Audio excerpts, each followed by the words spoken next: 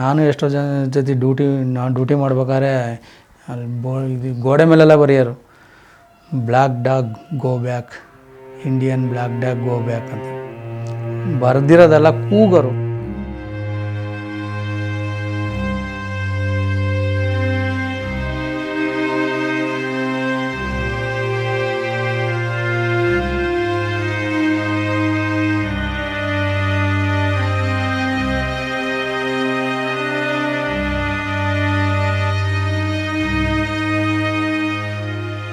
ಅದು ಆ ಟೈಮಲ್ಲಿ ಮಕ್ಳುಗಳಿಗೆ ಏನು ಶಿಕ್ಷಣ ಕೊಡ್ತಾರಲ್ಲ, ಒಂದು 5 ವರ್ಷದ ಮಗುಗೆ ನೀವು ಯಾರು ಇವ್ನು ಕೆಟ್ಟನು ಅಂತ ಅಂದರೆ ಅವನು 30 ವರ್ಷ ಆದಮೇಲೂ ಅವ್ನ ಮನಸ್ಸಲ್ಲಿ ಅದೇ ಇರುತ್ತೆ ಇವ್ನು ಕೆಟ್ಟನು ಅಂತ. ಅದು ಮೇಯ್ನ್ ಏನಪ್ಪ ಅಂದರೆ ಆ ಶಿಕ್ಷಣ ಕೊಡ್ಬೇಕಾದ್ರೆ ಅವರು ಅಲ್ಲಿ ಸ್ಕೂಲಲ್ಲಿ ಏನು ಕೊಡ್ತಾರೆ ಅಂದರೆ, ಇವರೆಲ್ಲ ನಮ್ಮವರಲ್ಲ, ಇದು ನಮ್ಮ ಕಾಶ್ಮೀರ, ನಮ್ಮ ಒಂದು ಇವರೆಲ್ಲ ನಮ್ಮನ್ನು ನೋಡೋಕ್ಕೆ ಬಂದವ್ರೆ, ನಮ್ಮನ್ನು ಆಳಕ್ಕೆ ಬಂದವ್ರೆ, ಮುಂಚೆ ಹೆಂಗೆ ಬ್ರಿಟಿಷರು ನಮ್ಮನ್ನು ಆಳ್ತವ್ರ ಆ ಥರ ಇವ್ರು ಆಳ್ತವ್ರೆ ಅಂತ ಒಂದು ಮೈಂಡ್ ಸೆಟ್ ಮಾಡಿಬಿಟ್ಟಿರ್ತಾರೆ ಹುಡುಗರಿಗೆ. ಅವರು ಆಗ 5 ವರ್ಷ ಇದ್ದರು, ನಾನೀಗ ಒಂದು 10-15 ವರ್ಷ ಬಿಟ್ಟೋಗಿದ್ದೀನ, 25 ವರ್ಷದ ಹುಡುಗರು ಅವ್ರು ಕೇಳ್ತಾರೆ. ಈಗ ಅವ್ರಿಗೆ ಆಗ ಹೇಳ್ಕೊಟ್ಟಿರೋದು ಈಗ ಅದನ್ನೇ ಮಾಡ್ತಾರೆ ಅವರು. ಅದರಲ್ಲಿ ವಯಸ್ಸಾಗಿರೋರು ಮಾತ್ರ ಕೇಳ್ತಾರೆ, ವಯಸ್ಸಾಗಿರೋರು ಗೊತ್ತು ಏನು ಇದು ಅಂತ, ವಯಸ್ಸಾಗಿರೋರು ಮಾತ್ರ ಚೆನ್ನಾಗಿ ಮಾತಾಡಿಸ್ತಾರೆ. ಹೆಂಗೆ ಹುಡುಗರು ಇದ್ದಾರಲ್ಲ ಅವರೇ ಜಾಸ್ತಿ ಹಂಗೆ ಆ ಕಡೆ ಹೋಗ್ತಾ ಇರೋದು. ಯಾಕೆಂದರೆ ಅವಾಗ ಆ ಟೈಮಲ್ಲಿ ಹಂಗೆ ಬ್ರೈನ್ ವಾಶ್ ಮಾಡಿಬಿಟ್ಟಿದ್ದಾರೆ. ಎಜುಕೇಷನ್ ಕೊಡ್ಬೇಕಾದ್ರೆ ಅವರು ಏನು ಎಜುಕೇಷನ್ ಕೊಡ್ತಾಯಿದ್ದಾರೆ ಮಕ್ಕಳಿಗೆ, ಅದನ್ನು ಹೋಗಿ ತಿಳ್ಕೊಂಬಿಟ್ರೆ ಮುಂದೆ ಬರೋ ಪೀಳಿಗೆಗೆ ತುಂಬ ಈಸಿ ಆಗಿಬಿಡುತ್ತೆ. ತುಂಬ ಜನಕ್ಕೆ ಈಗಲೂ ನೆನ್ನೆನೋ ಒಂದು ವಿಡಿಯೋ ಬಂತು, ಪಾಪ ನಮ್ಮ CRPF ಅವರು ಇಷ್ಟು ಕಾಲು ಹೋಗಿದೆ, ಇಲ್ಲಿ ಈ ಇದರಲ್ಲೇ ಇದೆ, ತುಂಬ ಆಗ್ತಾಯಿದ್ದಾವೆ. ಓದ್ಕೊಂಬತ್ತೀವಿ, ಇದು ಮಾಡ್ಕೊಂಡು ಓದ್ಕೊಂಬತ್ತೀವಿ. ಇನ್ನು ಪಾಕಿಸ್ತಾನ ಅಂತಂದರೆ ಈಗ ಎಷ್ಟೋ ಜನ ಬಂದಿರ್ತಾರ, ಆದರೆ ಅವರು ಮತ್ತೆ ಅವ್ರು ಪಾಕಿಸ್ತಾನದವರೇ ಅಂತ ಗೊತ್ತಾಗೋದ್ರೊಳಗೆ ನಾವು ಬೇರೆ ಕಡೆ ಹೊಂಟೋಗಿರ್ತೀವಿ. ಅಲ್ಲಿ ಯಾರೂ ಐಡೆಂಟಿಫೈ ಮಾಡೋಕ್ಕಾಗಲ್ಲ, ಇವರು ಅವರೇ ಅವರು ಇವರೇ ಅಂತ. ಅವ್ರೇನು ಫೈರ್ ಮಾಡಿದ್ರು ಎದುರುಗಡೆ ಎಲ್ಲರೂ ಅಂತಾರೆ ಅವರು ಪಾಕಿಸ್ತಾನದವರ, ಎದುರುಗಡೆ ಫೈರ್ ಮಾಡಬೇಕು ಅಂತಂದರೆ ಎಷ್ಟು ದೂರ ಇರ್ತಾರೆ ಗೊತ್ತಾ? 50 ಮೀಟ್ರು ಅಂದರೆ ಮುಖಗಳೇ ಕಾಣಿಸಲ್ಲ ಅವ್ರು ಯಾರು ಅನ್ನೋದು.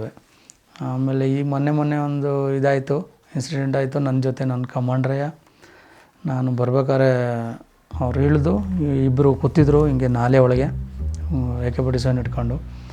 ಅವ್ರಿಗೆಲ್ಲ ಗೊತ್ತಿರುತ್ತೆ, ಡೈಲಿ ನಾವು ಹೋಗ್ತೀವಿ ಬರ್ತೀವಿ ಗೊತ್ತಿರುತ್ತೆ.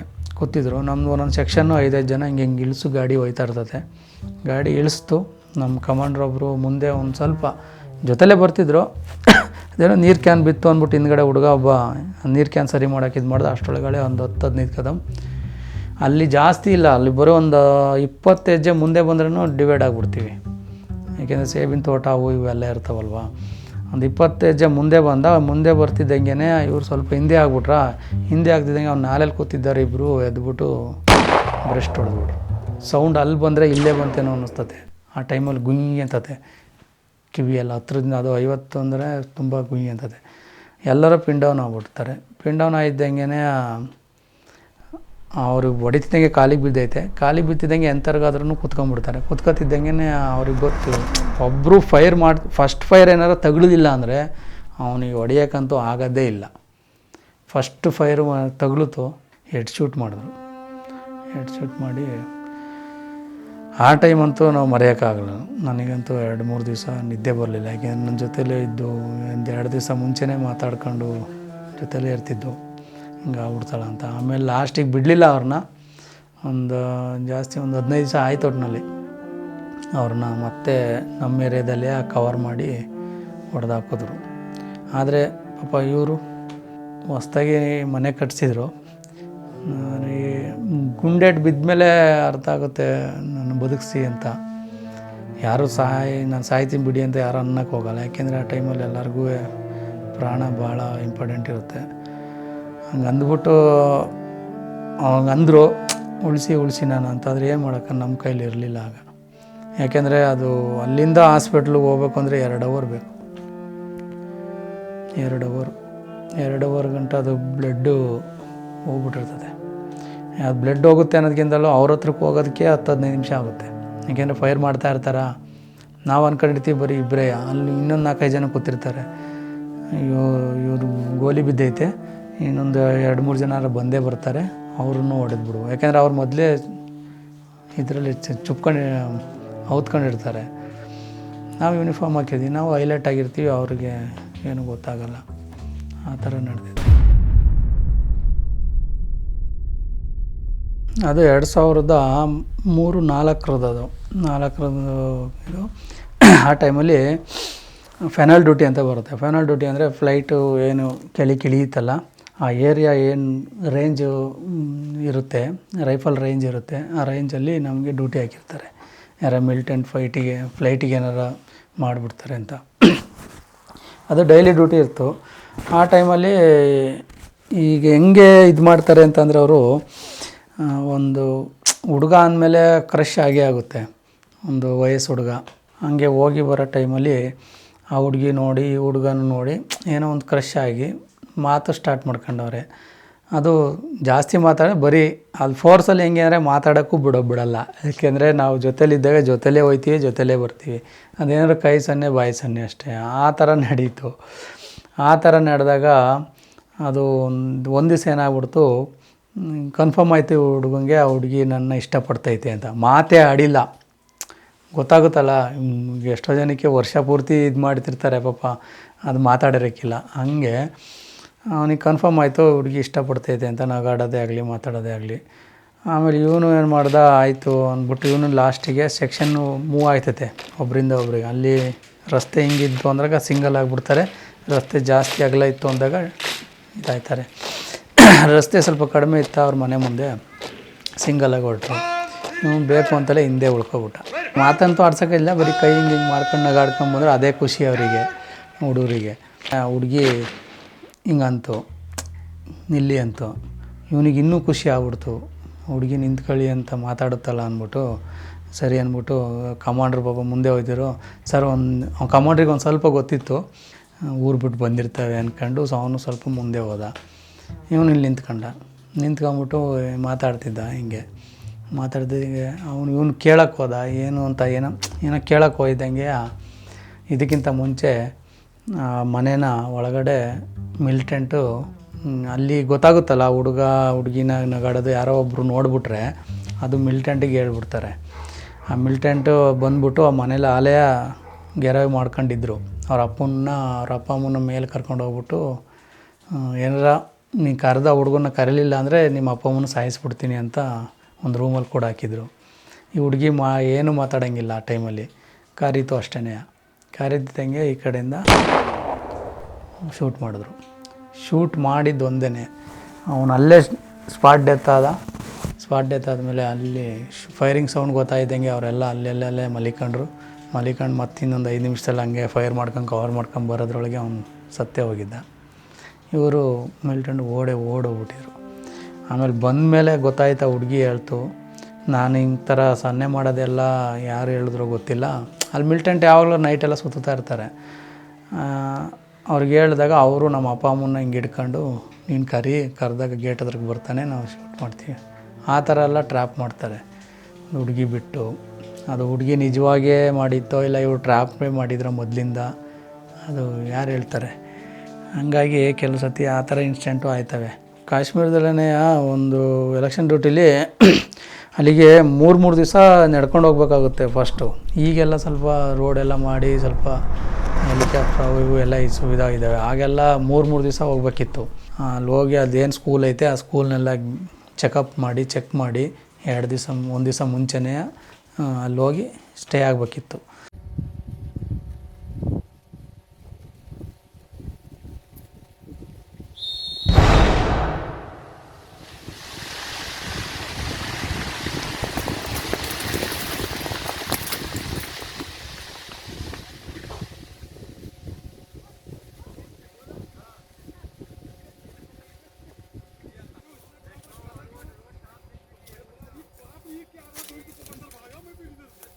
ಮೊದಲು ಯಾರೂ ಓಟ್ ಹಾಕೋಕ್ಕೆ ಬರ್ತಿರಲಿಲ್ಲ. ಈಗಂತೂ ಸುಮಾರು ಜನ ಒಂದು 30% 40% ಓಟ್ ಹಾಕ್ತಾರೆ. ಮೊದಲಂತೂ ಒಬ್ಬರೂ ಬರ್ತಿರಲಿಲ್ಲ. ಹೋಗೋದು ಗೌರ್ಮೆಂಟ್ ಏನು ಮಾಡೋರು, ಬೂತ್ ಇಟ್ಕೊಳ್ಳೋದು, ಸಂಜೆವರೆಗೂ ಇಟ್ಕೊಂಡು ಬಂದ್ಬಿಡೋದು, ಹಂಗಾಯ್ತಿತ್ತು ಮೊದಲು. ಓಟ್ ಹಾಕ್ಬಿಡ್ತೀವಿ. ಅಂಥ ಸಿಚುವೇಷನಲ್ಲಿ ನಾವು ಡ್ಯೂಟಿ ಮಾಡೋಕ್ಕೆ ಹೋದಾಗ ನೈಟ್ ಏನು ಮಾಡಿಬಿಟ್ಟು ಮೇಲೆ ಬಿಟ್ಟಿದ್ರು ನಮ್ಮನ್ನು ಒಂದು ಗುಡ್ಡದ ಮೇಲೆ. ಅಲ್ಲಿ ನೋಡ್ಕೊಂಡಿರಿ ಅಂದ್ಬಿಟ್ಟು ಇಬ್ಬರನ್ನ, ನನ್ನ ಮತ್ತು ಇನ್ನೊಬ್ಬರನ್ನ. ಇದರಲ್ಲಿ ಟೆನ್ಷನಲ್ಲಿ ನಮ್ಮನ್ನು ಮರ್ತೇ ಬಿಟ್ರು, ಅಲ್ಲೂ ಮೇಲಿದ್ದಾರೆ ಅಂತ ಬಂದ್ಬಿಟ್ಟವ್ರೆ ಕೆಳಕ್ಕೆ. ಅದ್ಕೊಂಡು ಸುಮ್ಮನೆ ನಾವು ನಮ್ಮದೇನು ಅಂದರೆ ಡ್ಯೂಟಿ ನಮ್ಮನ್ನ ಎಲ್ಲಿ ನಿಲ್ಲಿಸಿರ್ತಾರೆ ಅಲ್ಲಿ ಅವ್ರು ಕರೆಯವರೆಗೂ ನಾವು ಹೋಗಂಗಿಲ್ಲ. ಅದು ನಮ್ಮದು ಇರೋದೇ ಹಂಗೆ. ನಾವು ಅವ್ರು ಕರೆದಿಲ್ವಲ್ಲ, ಅದು ಊಟ ಸಿಗಲಿ ಬಿಡಲಿ, ಅದು ಒಂದು ದಿವಸ 2 ದಿವಸ ಹಸ್ಕೊಂಡಿದ್ರೆ ಏನೂ ಆಗೋಲ್ಲ. ಒಂದು 6 ಗಂಟೆ 6:30 ಹಂಗೆ ಒಬ್ಬರು ಮುದುಕರು ಬಂದರು, ಒಂದಮ್ಮ. ಅವರು ಇಲ್ಲಿ ಯಾಕಪ್ಪ ನಿಂತಿದ್ದೀರಾ ಅಂದರು. ಇಲ್ಲಿ ಜಾಸ್ತಿ ಹೊತ್ತು ನಿಂತ್ಕೊಬೇಡಿ, ಜಾಗ ಚೆನ್ನಾಗಿಲ್ಲ, ಕೆಳಗೆ. ಅವರಿಷ್ಟೇ ಇನ್ಫಾರ್ಮೇಷನ್ ಕೊಡೋದು, ಜಾಸ್ತಿ ಹೇಳೋಕ್ಕೆ ಹೋಗಲ್ಲ ಅವರು, ಬಾಯಿ ಬಿಟ್ಟು ಹೇಳಂಗಿಲ್ಲ ಅವರು, ಅವ್ರಿಗೂ ತೊಂದರೆ ಅಂದ್ಬಿಟ್ಟು ಹೊಂಟೋಗ್ಬಿಟ್ರು ಅವರು. 8:30 ಆಯ್ತಂಗೆ ಫೈರ್ ಸ್ಟಾರ್ಟ್ ಆಯಿತು. ಫೈರ್ ಸ್ಟಾರ್ಟ್ ಆಯ್ತಂಗೆ ಎಲ್ಲ ಕಡೆ ಕತ್ಲೆ, ಲೈಟ್, ಅಲ್ಲೇ ಲೈಟ್ಗಳು ಅಷ್ಟು ಇರಲಿಲ್ಲ, ಬೆಟ್ಟ ಅಲ್ವಾ. ನಾವೇನು ಮಾಡಿದ್ರು, ನಾನು ಹೊಸಬ, ನನಗೆ 1.5 ವರ್ಷ 2 ವರ್ಷ ಸರ್ವಿಸ್ ಆಗಿತ್ತು ಅಷ್ಟೇ. ಇನ್ನೊಬ್ಬರು ಅವ್ರಿಗೂ ಒಂದು 5-6 ವರ್ಷ ಸರ್ವಿಸ್ ಆಗಿತ್ತು. ಅವನೇ ಮಾಡಿದ್ರು, ನಾವಿಬ್ಬರು ಏನು ಮಾಡಿದ್ರು, ಫೈರ್ ಸ್ಟಾರ್ಟ್ ಆಯ್ತಂಗೆ ಕೆಳಿಕೆ ಅಂದು ಕುತ್ಕೊಂಡಿದ್ದಂಗೆ ಅವ್ರು ಆ ಕಡೆ ಮುಖ ಮಾಡ್ಕೊಂಡು ನಾನು ಈ ಕಡೆ ಮುಖ ಮಾಡ್ಕೊಂಡೆ. ಅಂದರೆ ಯಾರಾದರೂ ಬರಲಿ ಶೂಟ್ ಮಾಡೋದು, ಯಾಕಂದರೆ ಆ ಟೈಮಲ್ಲಿ ಯಾರು ಏನು ಅಂತ ಗೊತ್ತಿಲ್ಲ. ಬೈ ಚಾನ್ಸ್ ನಮ್ಮವ್ರು ಬಂದ್ರೂ ಗೊತ್ತಾಯ್ತಿರಲಿಲ್ಲ, ಅಷ್ಟು ಕತ್ಲೆ ಇರ್ತಿತ್ತು. ಆವಾಗ ನನಗೆ ಫಸ್ಟ್ ಟೈಮ್ ಅನಿಸಿದ್ದು, ಇದು ಲಾಸ್ಟ್ ನಂದು ಜೀವನ, ಇಷ್ಟು ಇದಾಗಿಬಿಡ್ತಲ್ಲ ಅನ್ನಿಸ್ಬಿಡ್ತು ಆ ಟೈಮಲ್ಲಿ. ಆವಾಗ ಆ ಚಳಿಲೂ ಒಂದು ಸ್ವಲ್ಪ ಬೆವರು ಬರೋಕ್ಕೆ ಸ್ಟಾರ್ಟ್ ಆಯಿತು. ಸ್ಟಾರ್ಟಿಂಗಲ್ಲಿ ನಂಗೆ ಅನಿಸುತ್ತೆ, ಒಂದು ಸ್ವಲ್ಪ 1-2-3 ವರ್ಷ ಎಕ್ಸ್ಪೀರಿಯೆನ್ಸ್ ಆಗಿದ್ದಂಗೆ ಸರಿ ಆಗಿಬಿಡುತ್ತೆ. ಆಮೇಲೆ ಲಾಸ್ಟಿಗೆ 10-11 ಗಂಟೆ ಆದಮೇಲೆ ಕರೆದ್ರು. ಆಮೇಲೆ ಗೊತ್ತಾಯಿತು, ಇಬ್ಬರು ಬಂದಿಲ್ಲ. ಯಾಕೆಂದರೆ ಎಷ್ಟೇ ಇದಾದ್ರೂ ಲಾಸ್ಟಿಗೆ ಕೌಂಟ್ ಮಾಡ್ತಾರೆ, ಮಲ್ಗೋ ಟೈಮಲ್ಲಿ ಕೌಂಟ್ ಮಾಡ್ತಾರೆ. ಕೌಂಟ್ ಮಾಡಿಬಿಟ್ಟು ಇಬ್ಬರಿಲ್ಲ ಮಿಸ್ಸು, ಎಲ್ಲಿದ್ದಾರೆ ನೋಡಿ, ಆಮೇಲೆ ಕಳಿಸ್ಬಿಟ್ಟು ಕರೆಸಿದ್ರು. ಅದೊಂದು ಟೈಮ್ ನನಗೆ ಭಾಳ ಹೆದರಿಕೆ ಆಗಿತ್ತು. ಟ್ರೈನಿಂಗಲ್ಲಿ ಟೈಮ್ ಪಾಸ್ ಮಾಡಬಾರ್ದು, ಎಷ್ಟು ಹ್ಯಾಂಡ್ಲ್ ಮಾಡೋಕ್ಕಾಗುತ್ತೋ, ಎಷ್ಟು ಕಲಿತೀಯೋ ಅದೇ ನಿನ್ನ ಸಾಥಿ. ಅದು ಎಷ್ಟು ಧೈರ್ಯ ಕೊಡುತ್ತೆ ಅಂದರೆ, ಎಂಥರ ಬಂದರೂ ನಾನು ಬೈ ಚಾನ್ಸ್ ಅದೇನಾರು ಕೆಟ್ಟೋಯ್ತು ಅಂದ್ರೂ ನಾನು ರೆಡಿ ಮಾಡ್ಕೊಂಡು ನಾನು ಫೈರ್ ಮಾಡ್ತೀನಿ ಅನ್ನೋ ಒಂದು ಕೆಪಾಸಿಟಿ ಮೈಂಡಲ್ಲಿತ್ತು ಅಂದರೆ, ಜೊತೇಲಿ ಯಾರು ಇಲ್ಲದೆ ಹೋದರೂ ಪರವಾಗಿಲ್ಲ, ರೈಫಲ್ ಇದ್ದರೆ ಸಾಕು. ರೈಫಲ್ಲು ಗುಂಡು ಮಾತ್ರ ವೇಸ್ಟ್ ಮಾಡಬಾರ್ದು. ಈಗ ಯಾರು ಕಾಣ್ತಾವನೆ ಅಂದರೆ ಮಾತ್ರ ಫೈರ್ ಮಾಡಬೇಕು. ಸುಮ್ಮನೆ ಅವ್ನು ಯಾರೋ ಓಡೋಗ್ಬಿಟ್ಟ, ಅವ್ನು ಎದುರಿಸೋಕ್ಕೋಸ್ಕರ 2-3 ಗುಂಡು ಹೊಡೆಯೋದು, ಅದು ಯಾಕೆಂದರೆ ಒಂದೊಂದು ಗುಂಡು ಭಾಳ ಇಂಪಾರ್ಟೆಂಟ್. ಅದು ಕೆಲವು ಸತಿ ಬೆಳಗ್ಗೆವರೆಗೂ ನಾವು ಹೋರಾಡಬೇಕಾಗುತ್ತೆ. ಈಗ ಹೊಡೆದ್ಬಿಟ್ರೆ ಒಂದು ಅರ್ಧ ಗಂಟೆ 1 ಗಂಟೆ ಎಲ್ಲ ಖಾಲಿ ಆಗಿಬಿಡುತ್ತೆ. ಬೆಳಗ್ಗೆ ಗಂಟೆ ಎಲ್ಲಿ ಓಡಾಡ್ತೀರಾ? ಈಗ ಎಲ್ಲರೂ ಅಂತಾರೆ ಬೆಳಗ್ಗೆ ಗಂಟೆಲ್ಲೂ ಓಡಾಡ್ತಿದ್ರು ಅಂತ. ಬೆಳಗ್ಗೆ ಗಂಟೆ ಹೆಂಗೆ ಓಡಾಡ್ತಾರೆ ಅಂದರೆ, ಅವರು ಒಂದು ಹೊಡಿತಾರೆ, ಅವ್ರೇನೋ ಬರೋ ಮೂಮೆಂಟು ಕಾಣಿಸ್ತೈತೆ ಅಂದರೆ ಮಾತ್ರ ಹೊಡಿತಾರೆ, ಇಲ್ಲ ಅಂದರೆ ಹೊಡಿಯೋಕ್ಕೆ ಹೋಗಲ್ಲ. ವೇಸ್ಟ್ ಮಾಡಬಾರ್ದು, ಅದು ಭಾಳ ಇಂಪಾರ್ಟೆಂಟ್. ಅದು ಊಟ ಇಲ್ದಿದ್ರೂ ಪರವಾಗಿಲ್ಲ, ನೀರು ಇಲ್ದಿದ್ರೂ ಪರವಾಗಿಲ್ಲ, ಗುಂಡು ಮಾತ್ರ ವೇಸ್ಟ್ ಮಾಡಬಾರ್ದು, ಅದು ಮೇಯ್ನು. ಮತ್ತು ಒಂದು ಸತಿ ಏನಾಗ್ಬಿಡ್ತು, ಈಗ ರೀಸೆಂಟಾಗಿ ಒಂದು ವರ್ಷದಿಂದ ಒಂದು 500 ಜನ ಏನೋ ಬಂದುಬಿಟ್ಟಿದ್ದಾರೆ ಅಟ್ಯಾಕ್ ಮಾಡೋಕ್ಕೆ. ಆ ಟೈಮಲ್ಲಿ ಅವ್ರಿಗೆ ಗೊತ್ತು ಫೋರ್ಸ್ ಬರುತ್ತೆ, ಆವಾಗ ಏನಾದ್ರು ಮಾಡೋಣ, ತುಂಬ ರುಚಿಗೆದ್ಬಿಟ್ಟಿದ್ದಾರೆ. ಯಾರೋ ಸಿವಿಲಿಯನ್ನ ಹೊಡೆದ್ಬಿಟ್ರು ಅನ್ನೋ ಒಂದು ಸುಮ್ಮನೆ ಅದನ್ನೇ ಒಂದು ಹೈಲೈಟ್ ಮಾಡ್ಕೊಂಡು ಬಂದಿದ್ದರು. ಆ ಟೈಮಲ್ಲಿ ನಮಗೆ ಕಾಲ್ ಬಂತು, ನಾವು ಕ್ಯೂರಿಟಿ ಕಮಾಂಡಲ್ಲಿದ್ದಾಗ ಹಿಂಗೆ ಅಲ್ಲಿಗೆ ಹೋಗಬೇಕು, ಬ್ರಿಡ್ಜ್ ಹತ್ರಕ್ಕೆ ಹೋಗಿ ಬೇಗ ಅಂತ ನಾವು ಅಂದ್ಕೊಂಡು, ನಾವು ಪ್ರತಿ ಸತಿನೂ ಹೋದಾಗಲೆಲ್ಲ ಪೊಲೀಸ್ನವ್ರು ಬಂದಿರ್ತಿದ್ರು. ಪೊಲೀಸಿಗೆ ಫಸ್ಟ್ ಇನ್ಫಾರ್ಮೇಷನ್ ಹೋಗ್ಬಿಡುತ್ತೆ, ಲೋಕಲ್ ಅಲ್ವ ಅವರು. ಆಮೇಲೆ ನಾವು ಹೋಗುವ. ಈ ಸತಿ ಏನಾಗ್ಬಿಡ್ತು, ನಾವು ಗಾಡಿ ತಗೊಂಡು ಹೊರಟ್ಬಿಟ್ಟು ನಮ್ಮ ಗಾಡಿ ನೋಡ್ತಿದ್ದಂಗೆ ಅಲ್ಲಿರೋ ಜನ 500 ಜನನೂ ರೊಚ್ಚಿಗೆದ್ಬಿಟ್ರು. ಗಾಡಿ ಹಿಂದಕ್ಕೆ ತೆಗಿಯೋಂಗಿಲ್ಲ, ಮುಂದಕ್ಕೆ ಹೋಗೋಂಗಿಲ್ಲ. ಬುಲೆಟ್ ಪ್ರೂಫ್ ಗಾಡಿನೇ, ಬೆಂಕಿ ಹಚ್ಕೋದ್ರೆ. ಆಮೇಲೆ ಏನು ಮಾಡೋದು, ಅಲ್ಲಿ ಏನು ಸಿಚುವೇಶನ್ ಅಂದರೆ, ಹೆಂಡ್ತಿ ಮಕ್ಕಳು ಮತ್ತು ಮಹಿಳೆ ಅವ್ರನ್ನ ಮುಂದೆ ಇಟ್ಕೊಂಡಿದ್ರು. ಯಾಕೆಂದರೆ ನಾವು ಫೈರ್ ಮಾಡಲ್ಲ ಅಂತ ಗೊತ್ತವರಿಗೆ, ಮಕ್ಕಳ ಮೇಲೆ ಹೆಂಗಸ್ರ ಮೇಲೆ. ಅವ್ರನ್ನ ಮುಂದೆ ಇಟ್ಕೊಂಡು ಇವರು ಏನು ಹೆಂಗಾಗಿದ್ರು, ಏನೋ ಮಾಡಬೇಕು ಅಂತ ಕಾಯ್ತಿದ್ರಲ್ಲ, ಅವರೆಲ್ಲ ಹಿಂದೆ ಇವ್ರನ್ನ ಪುಷ್ ಮಾಡ್ತಾಯಿದ್ರು. ನಾವು ಇಳಿಯೋದು ನೋಡ್ಬಿಟ್ಟು ಹೆಂಗಸ್ರೆಲ್ಲ ಬಂದು ನಮ್ಮಲ್ಲಿ ಒಬ್ಬ ಕಮಾಂಡ್ರನ್ನ ಏನು ಮಾಡಿದ್ರು, ಹಿಡ್ಕೊಂಬಿಟ್ರು, ಕೋಲ್ಪಟ್ಟು ಹಿಡ್ಕೊಂಡು. ಮಾರೇಗಕ್ಕೆ ಮಾರೋ ಹೊಡಿತೀಯ, ನನಗೆ ಹೊಡಿ ಶೂಟ್ ಮಾಡ್ತೀಯ, ಮಾಡು ಶೂಟ್ ಸುಮ್ಮನೆಯ ನಾವೇನು ಶೂಟ್ ಮಾಡ್ತೀವಿ ಅಂದರೆ, ನಾವು ಇಳಿದಾಗ ನಮ್ಮ ಹತ್ರ ಕೈಲಿ ಗನ್ ಇದ್ದೇ ಇರುತ್ತೆ. ಗನ್ ಒಳಗಡೆ ಇಟ್ಬಿಟ್ಟು ಇಳಿಯೋಕ್ಕಾಗಲ್ಲ. ಗನ್ ಇಟ್ಕೊಂಡೇ ಇಳಿಯೋದು ನಾವು. ಗನ್ ಇಟ್ಕೊಂಡು ಇಳಿದಂಗೆ ನುಗ್ಗೇಬಿಟ್ರು. 50 ಒಂದು 34 ಜನ ನುಗ್ಗೇಬಿಟ್ರು. ಅವರೆಲ್ಲ ಹಿಂದ್ಗಡೆ ಇದ್ದರು ಬಾಕಿಯವರೆಲ್ಲ. ಸುಮ್ಮನೆ ಒಬ್ಬರು ನೂಕಿದ್ರು, ಒಬ್ಬರು ಕೆಳಗೆ ಬಿದ್ದರೆ ಸಾಕು ಫುಲ್ ಎಲ್ಲ ಅಟ್ಯಾಕ್ ಮಾಡಿಬಿಡೋಣ ಅಂತ. ಆವಾಗ ಅವ್ರದ್ದು ಏನು ಮೈಂಡ್ ಸೆಟ್ಟು ಅಂದರೆ ಇವ್ರನ್ನ ಹೊಡೆಯೋಕ್ಕೆ ಬಂದಿದ್ರು, ಹೊಡೆದ್ರು, ಅದಕ್ಕೆ ನಾವು ಮಾಡ್ದು, ಕ್ಲೋಸು, ಮ್ಯಾಟ್ರ್ ಕ್ಲೋಸು. ಆ ಒಂದು ಮೈಂಡ್ ಸೆಟ್ಟಲ್ಲಿ ಅವ್ರು ಬಂದಿದ್ದು. ಆವಾಗ ನನಗೆ ಅನ್ನಿಸ್ತು ಇದು ಹಿಂಗಾಗೋ ಸಿಚುವೇಶನ್ ಇದೆ ಅಂದ್ಬಿಟ್ಟು, ಇನ್ನು ಫೈರ್ ಅಂತೂ ಮಾಡೋಕ್ಕಾಗಲ್ಲ. ಫೈರ್ ಮಾಡಿದ್ರು ನಮಗೆ ಮಾಡಿದ್ರು ಅಂದ್ಬಿಟ್ಟು ಹೊಡೆದ್ಬಿಡ್ತಾರೆ. ಮೇಲೆ ಫೈರ್ ಮಾಡಿದ್ರು ನಮಗೆ ಮಾಡಿದ್ರು ಅಂತ ಹೊಡಿತಾರೆ, ಯಾರು ನೋಡ್ತಾರೆ? ಆ ಟೈಮಲ್ಲಿ PAG ಇತ್ತು ನಮ್ಮ ಹತ್ರ. ಇಷ್ಟುದ್ದ ಬುಲೆಟ್ ಇರುತ್ತೆ, ಇಷ್ಟು ದಪ್ಪ ಇರುತ್ತೆ, ಅದರೊಳಗೆ 100 ಬಾಲ್ಸ್ ಇರ್ತವೆ, ಸಣ್ಣ ಸಣ್ಣ ಸಣ್ಣ ಸಣ್ಣ ಬಾಲ್ಸು. ಅದು ಹೊಡೆದ್ರೆ 100 ಮೀಟ್ರ್ ಗಂಟಲು ಹೋಗುತ್ತೆ. 100 ಮೀಟ್ರಲ್ಲಿ ಎಲ್ಲ ಕಡೆನೂ ತೂತ ಏನು ಮಾಡಲ್ಲ ಅಷ್ಟಾಗಿ, ಬಾಲ್ಸ್ ಅಲ್ವಾ, ಒಂಥರ ಜೇನುಹುಳ ಕಚ್ಚುತ್ತಂಡಿ, ಜೇನುಹುಳ ಕಚ್ಚೋರು ಹೆಂಗೆ ಅನಿಸುತ್ತೆ ಆ ಥರ. 100 ಬುಲೆಟ್ 100 ಇರ್ತವೆ ಒಂದು ಸತಿ ಹೊಡೆದ್ರೆ 100 ಛದ್ರ ಆಗೋಯ್ತದೆ ಹಿಂಗೆ. ಅದು ಹೊಡಿತದೆ. ಅಕಸ್ಮಾತ್ ಕಣ್ಣಿಗೆ ಹೊಡೆದ್ರೆ ಹೊಂಟೋಗ್ಬಿಡುತ್ತೆ ಕಣ್ಣು. ಅದಕ್ಕೆ ಏನು ಮಾಡ್ತೀವಿ ನಾವು, ಕೆಳಗಡೆಗೆ ಹೊಡಿತೀವಿ, ಕಾಲಿಗೆ ಹೊಡಿತೀವಿ. ಕಾಲಿಗೆ ಹೊಡೆದು ಇಲ್ಲಿ ಇಷ್ಟಕ್ಕೆ ಹೊಡಿತೇವೆ. ಅದು ಹೊಡೆದು ಅದನ್ನು ತಡ್ಕೊಂಡು ಯಾರೂ ನಿಲ್ಲಲ್ಲ. ಅದರಲ್ಲಿ ನಮಗೂ ಸೇಫ್ಟಿ, ಅವ್ರಿಗೂ ಸೇಫ್ಟಿ, ಯಾರೂ ಸಾಯೋದು ಇಲ್ಲ, ನಮ್ಮ ಮೇಲೆ ಏನಷ್ಟು ಕೇಸು ಆಗೋಲ್ಲ. ಅದಕ್ಕೋಸ್ಕರನೇ ಆಮೇಲೆ PAG ಬಂದಿದ್ದು. ಫಸ್ಟೆಲ್ಲ ಗಲಾಟೆ ಆಗೋಗಾರೆ ಇನ್ನೇನು ನಮ್ಮ ಪ್ರಾಣ ಹೋಯ್ತೈತೆ ಅನ್ನಂಗೆ ಆದಾಗ ಫೈರ್ ಮಾಡಲೇಬೇಕಾಗಿತ್ತು. ಮಾಡಿದಾಗ ಅವ್ರ ಕಡೆಯವರು ಒಂದಿಬ್ಬರು ಡೆತ್ ಆಗೋರು. ಆಗ ಕೇಸು ದೊಡ್ಡದಾಗೋದು. ಅವಾಗ ಯಾರು ಜಾಸ್ತಿ ಚೆನ್ನಾಗಿ ವಾದ ಮಾಡ್ತಾರೋ ಅವ್ರ ಕಡೆ ಕೇಸ್ ಆಗೋದು.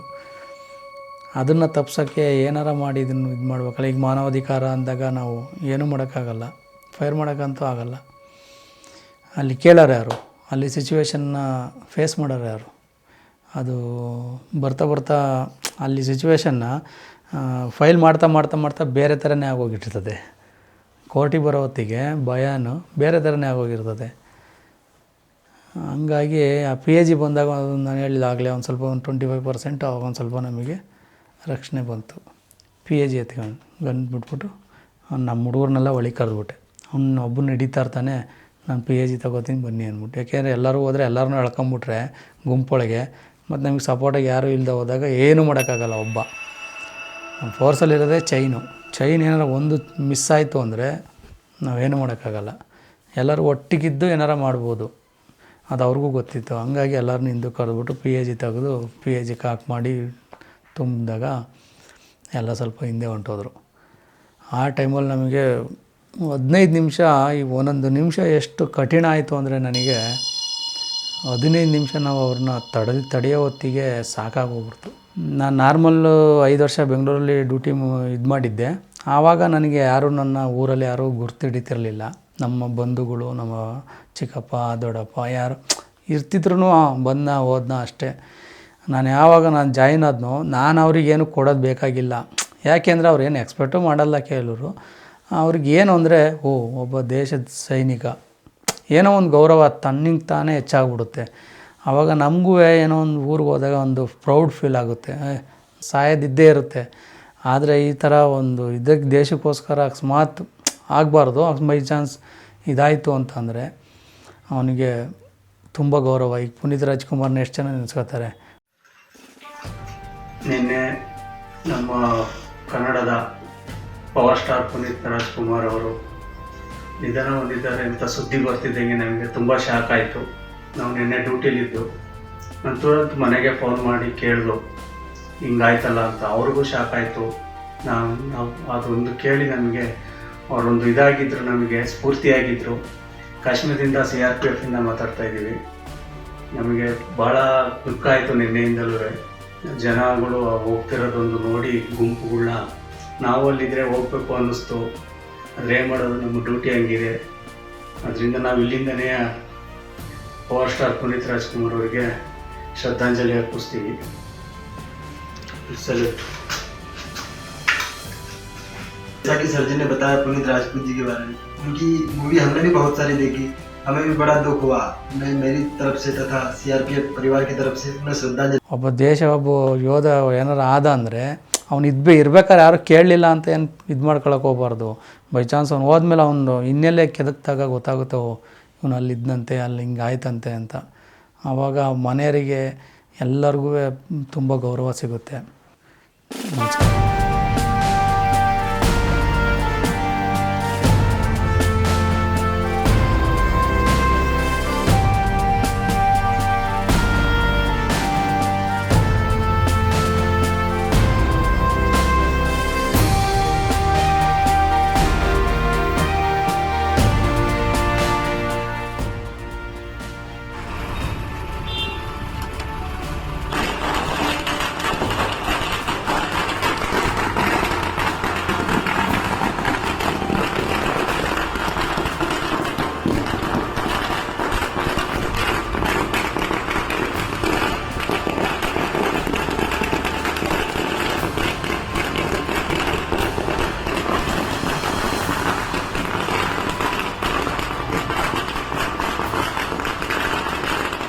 ನನ್ನ ಎದೆಯುಬ್ಬಿ ನಿಲ್ಲುವುದು ಹೆಸರು ಕೇಳೆ ಭಾರತ. ಕನ್ನಡ ಮಣ್ಣಿನ ಕುಡಿಯು ನಾನು, ಜೀವವ ಪಣವಿಡುವೆ ಭಾರತಾಂಬೆಗೆ ಅನವರತ.